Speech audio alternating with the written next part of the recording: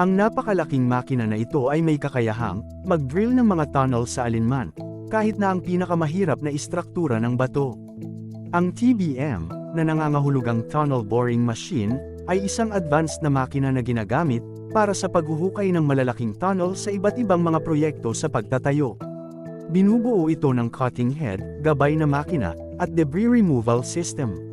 Ang TBM ay ginagamit sa mga lugar kung saan ang mga tradisyonal na pamamaraan ng tunnel ay hindi maginhawa o mapanganib, na nag-aalok ng higit na kahusayan at kaligtasan.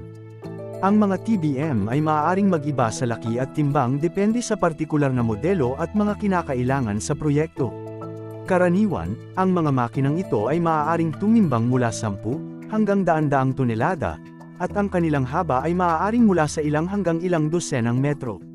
Karaniwang idinisenyo at itinayo ang mga ito upang matugunan ang mga partikular na pangangailangan ng bawat proyekto ng tunnel.